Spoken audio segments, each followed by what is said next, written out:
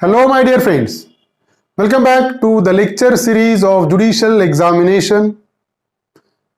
Today, we are going to discuss Section 122 to Section 132 of Indian Evidence Act, which is dealing with the concept of privileged communication. When the person is not bound to disclose any statement or disclose any fact. So privileged communication जो section 122 से लेकर section 132 Indian evidence act में जो discuss किया हुआ है वो आज हम डिस्कस करने वाले हैं, जिसमें प्रोविजन है कि कौन से पर्सन को कंपेल नहीं किया जा सकता, उस पर बंधन नहीं डाल सकते कुछ कहने के लिए, कोर्ट में कुछ कहने के लिए वो बंधन कारक उस पर नहीं रहेगा, क्योंकि कुछ कम्युनिकेशन प्रिविलेज्ड कम्युनिकेशन होते हैं, वो कम्युनिकेशन को छूट दी हुई होती है डिस्क्लोज होने से। तो ये सब हम आज डिस्कस करने वाले हैं। साथ ही साथ हम डिस्कस करेंगे इस पर पूछे गए क्वेश्चन और ऐसे क्वेश्चन जो एग्जामिनर इस पर पूछ सकता है। So without wasting your much time, let's start the topic.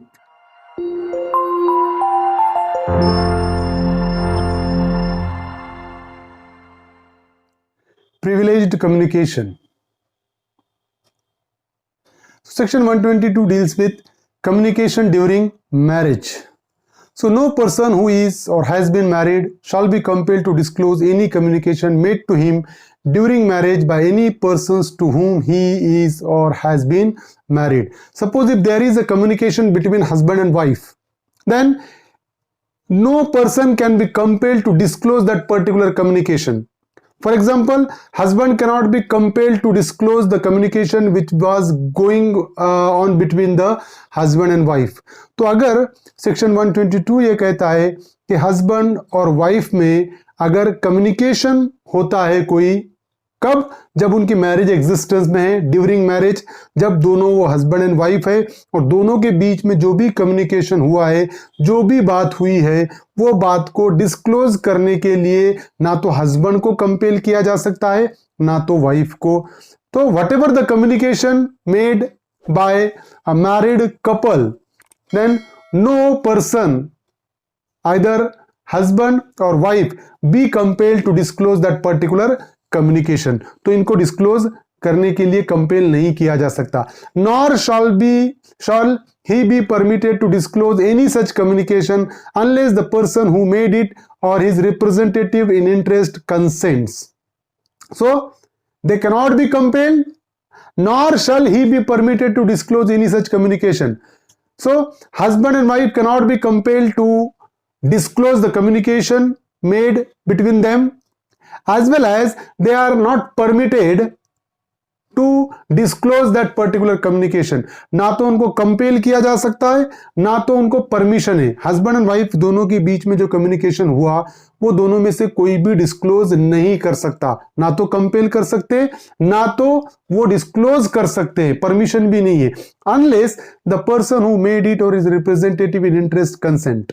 तो फॉर एग्जांपल कि अगर मैं हस्बैंड और मेरी वाइफ दोनों के बीच में जो कम्युनिकेशन हुआ, ना तो मैं वो डिस्क्लोज कर सकता हूं ना तो मेरी वाइफ डिस्क्लोज कर सकती है, ना तो हम दोनों को कंपेल किया जा सकता है वो डिस्क्लोज करने के लिए।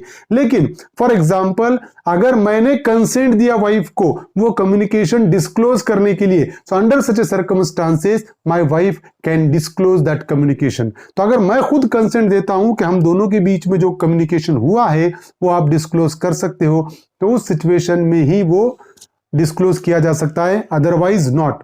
तो कंपेल भी नहीं किया जा सकता ना तो परमिशन है उसको डिस्क्लोज करने की। Section 122 except in suits between married person और proceeding in which one married person is prosecuted for any crime committed against the other.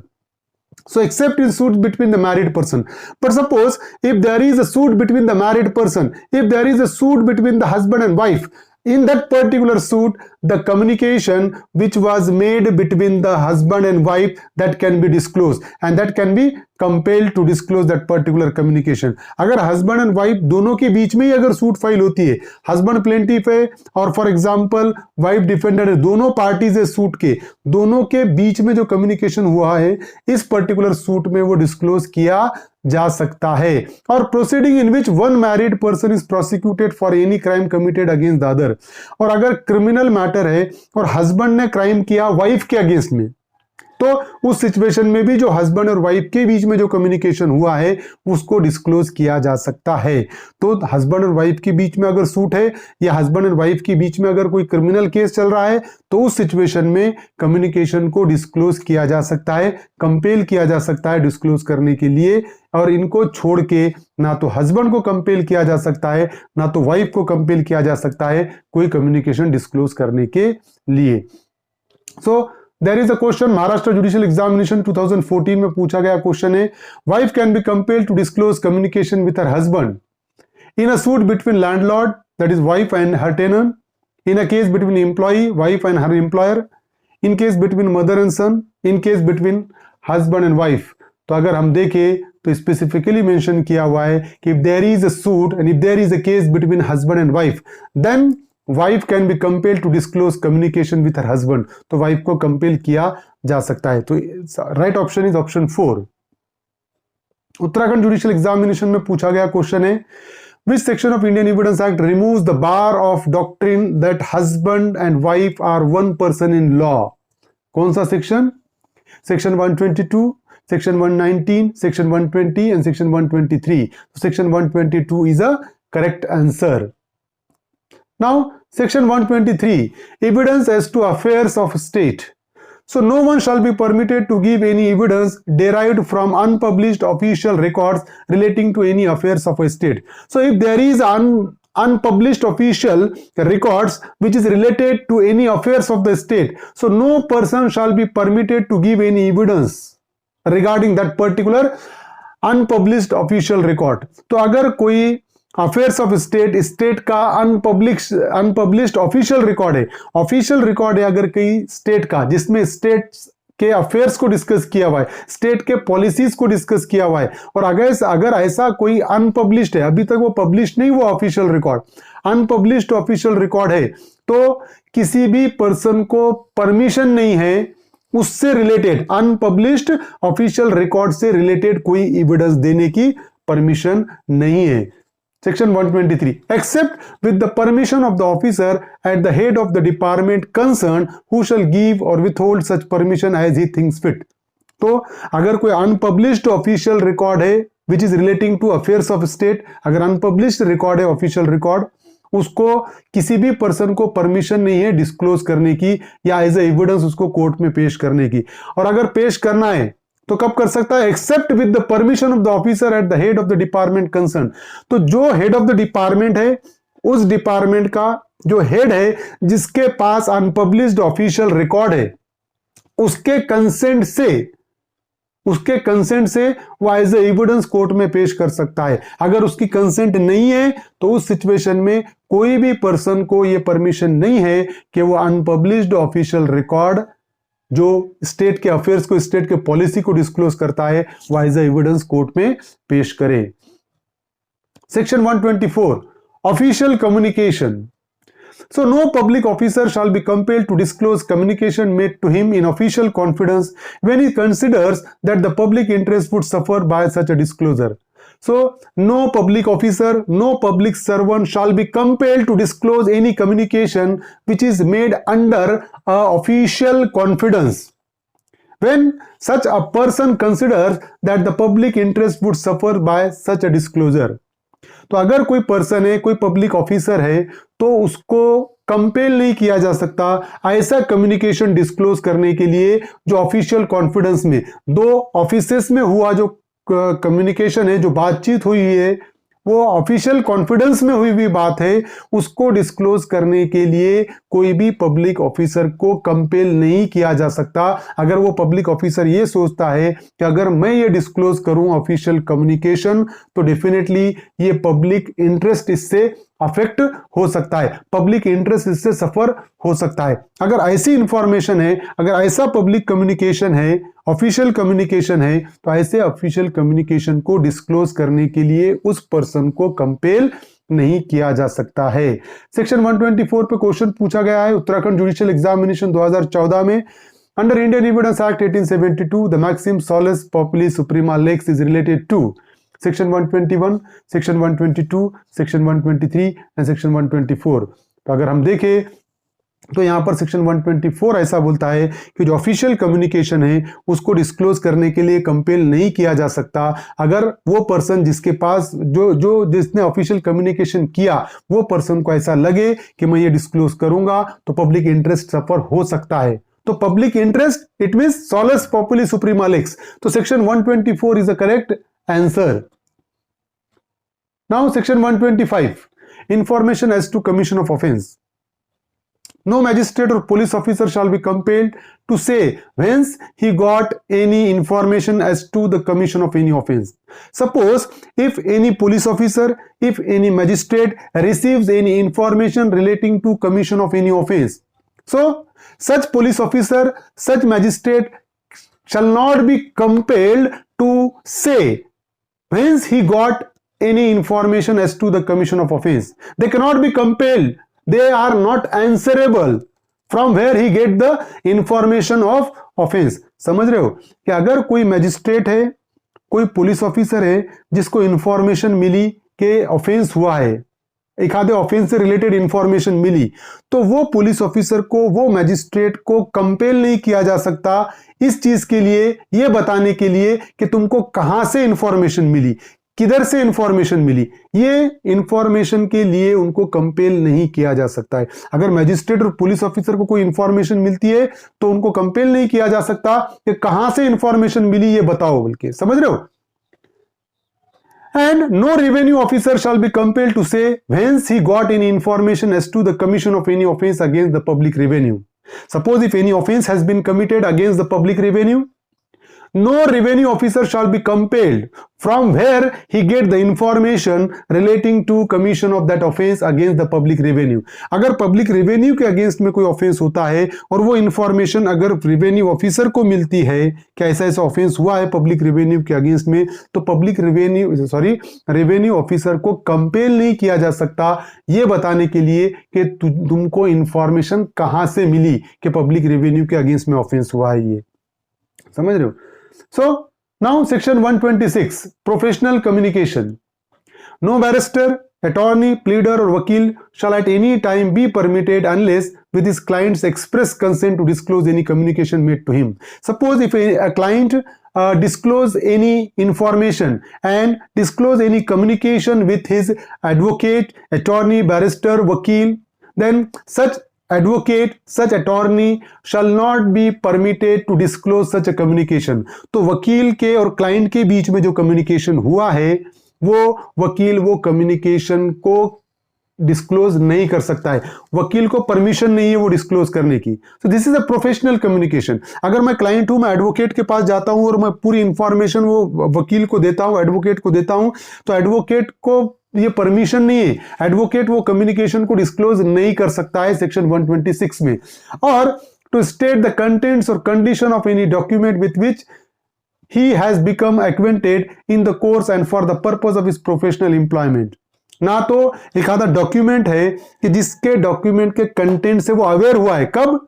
During the professional employment. मैंने एडवोकेट को एंगेज किया, एडवोकेट को engage करने के बाद एडवोकेट के पास document submit किया मैंने, अब एडवोकेट को डॉक्यूमेंट के बारे में पूरा पता है, मेरे डॉक्यूमेंट के बारे में, तो एडवोकेट को ये परमिशन नहीं है कि वो मेरे डॉक्यूमेंट का जो कंटेंट है वो डिस्क्लोज करे, समझ रहे हो।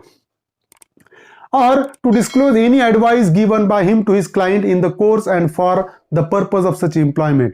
ना तो वो एडवोकेट ये डिस्क्लोज कर सकता है कि उसने उसके क्लाइंट को क्या एडवाइस दिया है, कि क्लाइंट ने अप्रोच हुआ और क्लाइंट को उसने एडवाइस क्या दिया, ये एडवाइस क्या दिया ये भी वो डिस्क्लोज नहीं कर सकता है, because this is a professional communication.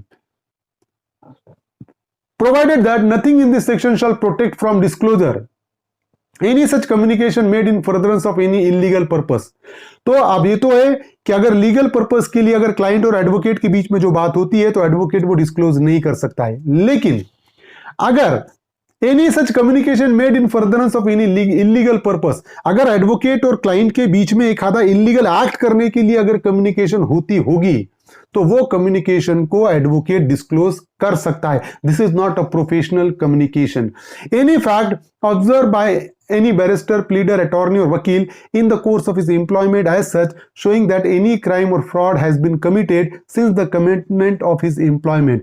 अगर वो एडवोकेट को, वकील को ये लगता है कि जब से ये क्लाइंट ने मुझे इंगेज किया है, जब से क्लाइंट ने उसका केस मेरे पास दिया है, इस दौरान अपॉइंटमेंट के बाद से उस दौरान इसने कोई फ्रॉड किया है या इसने कोई इलीगल एक्ट किया है, क्राइम किया है, तो ये इंफॉर्मेशन वो वकील, वो एडवोकेट डिस्क्लोज कर सकता है ना. ये प्रोफेशनल कम्युनिकेशन में नहीं आएगा. For example, John, a client says to advocate, I have committed forgery and I wish you to defend me. तो यहां पर क्या किया कि जो जॉन है, क्लाइंट है, उसने एडवोकेट को कहा कि I have committed forgery and I wish you to defend me, कि मैंने फॉर्जरी का ऑफेंस किया और मैं चाहता हूं कि तुम मुझे डिफेंड करो, तुम मेरा केस लड़ो. As the defence of a man known to be guilty is not a criminal purpose. कि अगर कोई पर्सन है, as the defence of a man known to be guilty, एक आधा पर्सन है जो गिल्टी है और उसको डिफेंड करना नॉट अ क्रिमिनल पर्पस, ये क्रिमिनल पर्पस नहीं है. So this communication is protected from disclosure. तो जॉन आकर एडवोकेट को कह रहा है कि मैंने फॉर्जरी का ऑफेंस किया और आप मुझे मेरा केस लड़ो, तो ये क्रिमिनल पर्पस नहीं है. समझ रहे हो? तो इस सिचुएशन में क्या हो गया कि जो भी जॉन ने कम्युनिकेट किया एडवोकेट को, this communication is protected from disclosure. अब एडवोकेट ये कम्युनिकेशन को डिस्क्लोज नहीं कर सकता है, ये जॉन ने ऐसा ऐसा ऑफेंस किया है. So this is a protected communication. Another example is that John says to an advocate, I wish to obtain possession of property by the use of forged deed on which I request you to sue. तो John ने advocate से ये कहा कि I wish to obtain possession of property, कि मैं इस property का पोजेशन ऑब्टेन करना चाहता हूं, पोजेशन लेना चाहता हूं. कैसे? By the use of forge deed on which I request you to sue, कि ये जो फोर्ज डीड है मेरे पास, नकली डीड है, इसके बेस पे मैं इस प्रॉपर्टी का पोजेशन लेना चाहता हूं और मैं चाहता हूं कि ये पोजेशन के लिए आप सूट फाइल करो. समझ रहे हो? नकली फोर्ज्ड डीड के भरोसे पे वो पोजेशन लेना चाहता है और ऐसा केस एडवोकेट को दे रहा है वो लड़ने के लिए. This communication being made in furtherance of a criminal purpose. तो ये जो कम्युनिकेशन हुआ है ये क्रिमिनल पर्पस के साथ है. पहले ही पता है उसको कि डीड फोर्ज है और अब वो इलीगल एक्ट, क्राइम करने जा रहा है और एडवोकेट को बता रहा है कि ऐसा ऐसा करना है. तो ये क्या है? This communication being made in furtherance of criminal purpose is not protected from disclosure. अब ये इंफॉर्मेशन एडवोकेट डिस्क्लोज कर सकता है क्योंकि अभी क्राइम होना बाकी है. समझ रहे हो? So this information is not protected one. So advocate can disclose this particular information. Section 127. Section 126 to apply to interpreters.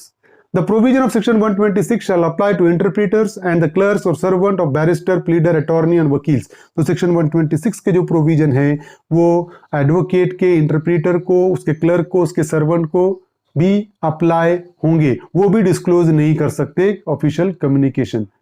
So Uttarakhand judicial examination में पूछा गया क्वेश्चन है 2018 में, which of the following section of Indian evidence Act applies to the pleaders relating to professional communication. Section 128 and 125, Section 129 and 130, Section 126 and 127, Section 131 and 132.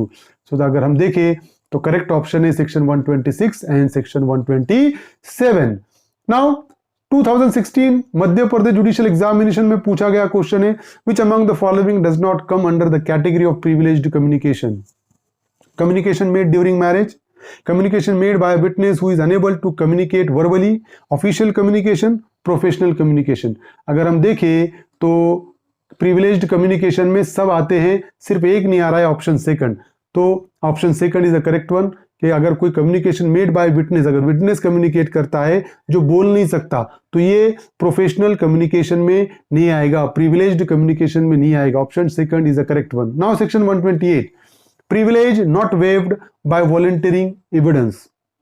So if any party to a suit gives evidence therein at his own instance or otherwise, he shall not be deemed to have consented thereby to such disclosure as is mentioned in section 126.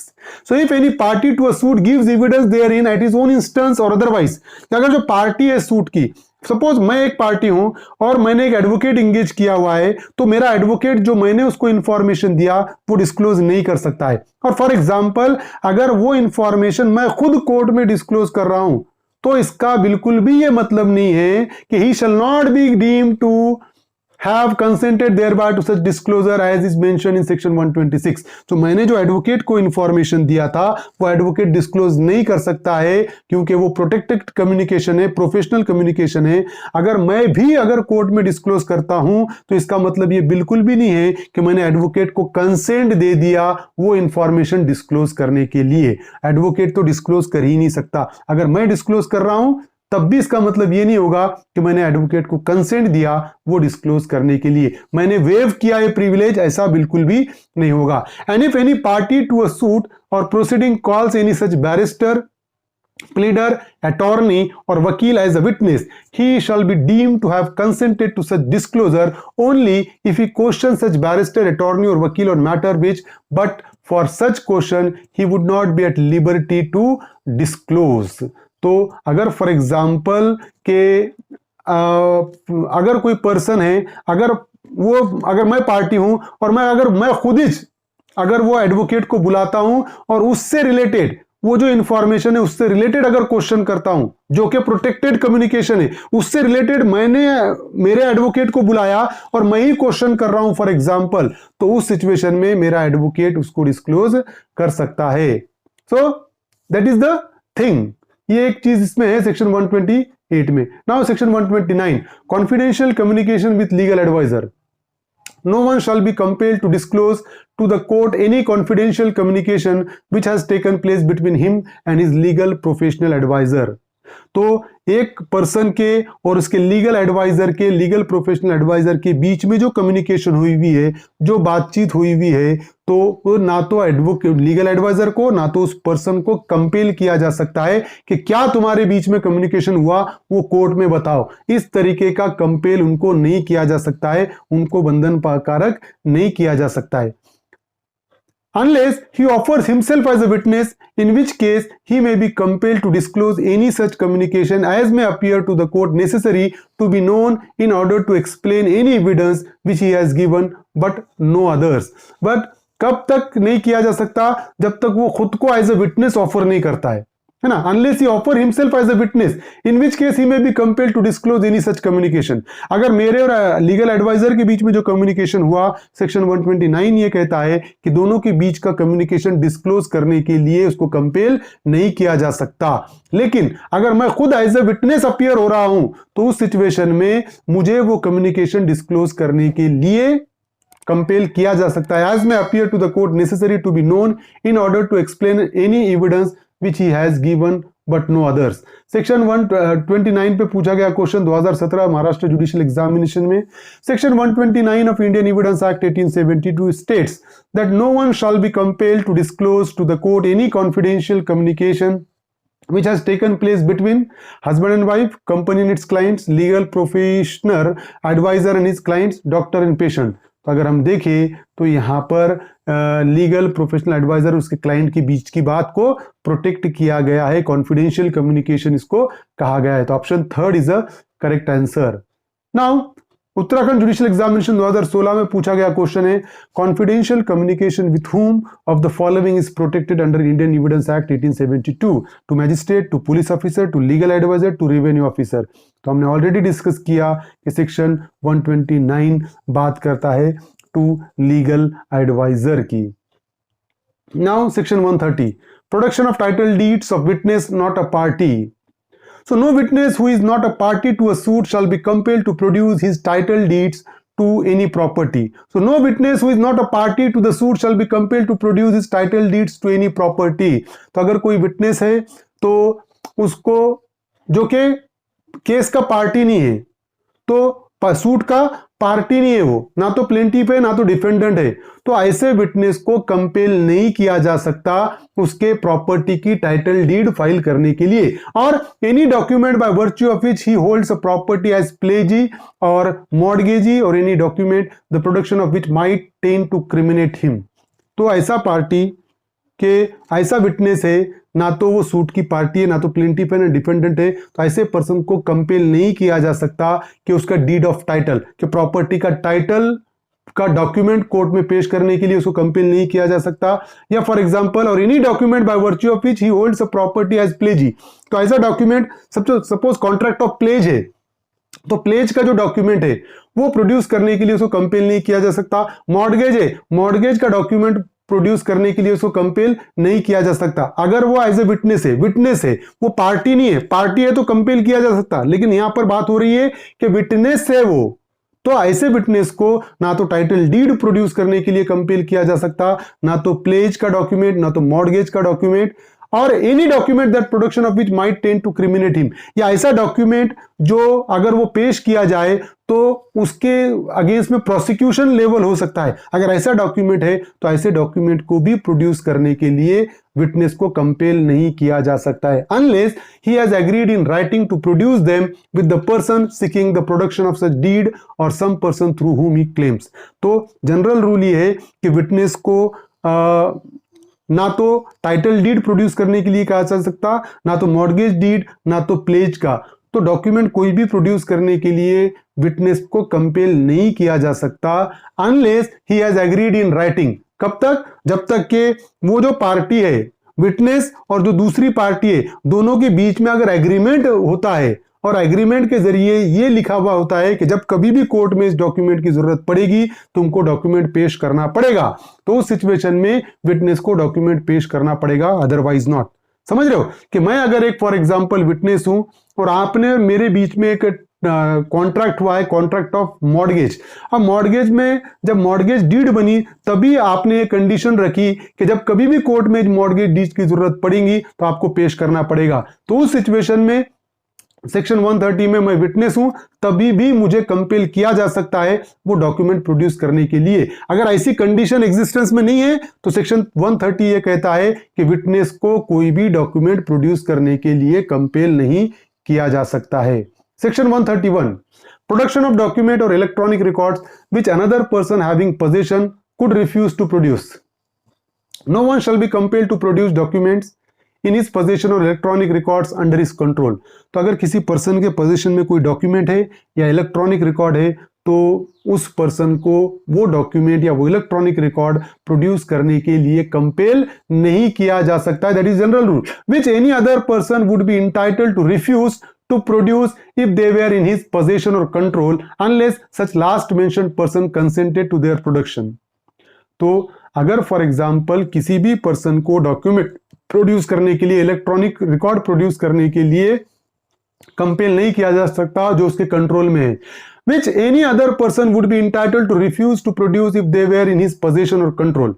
तो एक आधा document है, एक आधा electronic record है, मेरे position में है, तो सेक्शन 131 ये कहता है कि मुझे कोर्ट कंपेल नहीं कर सकता वो डॉक्यूमेंट प्रोड्यूस करने के लिए या वो इलेक्ट्रॉनिक रिकॉर्ड प्रोड्यूस करने के लिए। अगर वो डॉक्यूमेंट, वो इलेक्ट्रॉनिक रिकॉर्ड अगर आपके पोजीशन में होता तो आपको कंपेल नहीं कर सकता कोर्ट, तो मुझे भी कंपेल नहीं करेगा। समझ रहे हो? which any other person would be entitled to refuse to produce, कि अगर फॉर एग्जांपल वो आपके पोजीशन में होता तो आप उसको रिफ्यूज कर सकते थे प्रोड्यूस करने के लिए। आप बोल सकते थे कि नहीं, मैं प्रोड्यूस नहीं करूंगा। अगर आप रिफ्यूज कर सकते थे और आप मेरे पोजीशन में वो डॉक्यूमेंट, तो मुझे कोर्ट कंपेल नहीं करेगा। For example, you are the real keeper of that particular document, वो आपके पास ही डॉक्यूमेंट होना चाहिए था, और अगर आपके पास होता तो आपको कोर्ट प्रोड्यूस करने के लिए कहता भी तो आपको रिफ्यूज करने का अधिकार था। अब आपके पोजीशन में नहीं है डॉक्यूमेंट, बल्कि मेरे पोजीशन में, तो आप कोर्ट मेरे पोजीशन में है, इसका फायदा नहीं उठा सकता। सेक्शन 131 ये कह सकता है कि मुझे भी कोर्ट कंपेल नहीं कर सकता वो डॉक्यूमेंट प्रोड्यूस करने के लिए। Section 132, witness not excused from answering on ground that answer will क्रिमिनेट।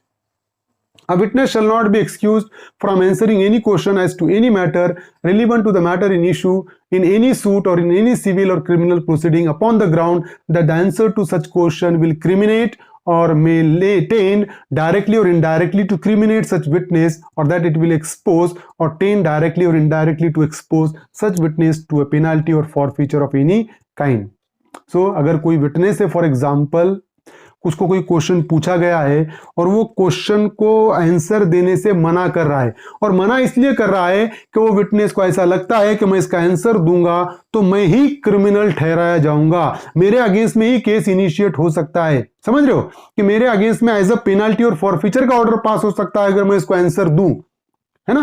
Question ऐसा है कि विटनेस को ऐसा लग रहा है कि मैं इसका आंसर दूंगा तो मेरे अगेंस्ट में क्रिमिनल चार्जेस लग सकते हैं या मेरे अगेंस्ट में पेनाल्टी पास हो सकती है। अगर ऐसा क्वेश्चन भी है तब भी विटनेस उसका आंसर डिनाई नहीं कर सकता है, एक्सक्यूज नहीं है उसको आंसर देना ही पड़ेगा। सिर्फ ये ग्राउंड पे विटनेस आंसर से मना नहीं कर सकता कि मैं अगर आंसर दूंगा तो मेरे अगेंस्ट में प्रोसिक्यूशन इनिशिएट हो सकता है या मेरे अगेंस्ट में पेनाल्टी का ऑर्डर पास हो सकता है। सिर्फ ये ग्राउंड पे वो आंसर देने से मना नहीं कर सकता, उसको आंसर देना पड़ेगा। Provided that no such answer which a witness shall be compelled to give shall subject him to any arrest or prosecution or be proved against him in any criminal proceeding except a prosecution for giving false evidence by such answer। समझ रहे हो कि एक तरफ तो ये कहा जा रहा है कि वो जो पर्सन है वो विटनेस है, वो विटनेस को आंसर देना ही पड़ेगा, भले ही उस पर क्रिमिनल चार्जेस क्यों नहीं लगते आंसर देने के बाद, लेकिन देना पड़ेगा। लेकिन प्रोवाइडेड दैट में ये मेंशन किया हुआ है कि अगर वो पर्टिकुलर पर्सन विटनेस आंसर देता भी है और आंसर देने के बाद अगर उस पर क्रिमिनल चार्जेस लगे जैसा अगर वो आंसर होगा भी, तब भी प्रोवाइडेड दैट में ये मेंशन किया हुआ है कि जब वो आंसर देगा उसको कंपेल करेंगे आंसर देने के, और जब वो आंसर देने के बाद उस पर उस आंसर के बेस पे कोई भी प्रोसिक्यूशन या कोई भी चार्जेस उस पे नहीं लगाए जाएंगे, ना तो उस पर विटनेस को अरेस्ट होगा और be proved against him in any criminal proceeding, और वो स्टेटमेंट वो आंसर उस विटनेस के अगेंस्ट में कोई भी क्रिमिनल प्रोसीडिंग में प्रूव नहीं किया जा सकता है except a prosecution for giving false evidence. खाली अगर फॉल्स एविडेंस का केस है तो फॉल्स एविडेंस के चार्जेस उस पर लग सकते हैं, अदरवाइज नॉट।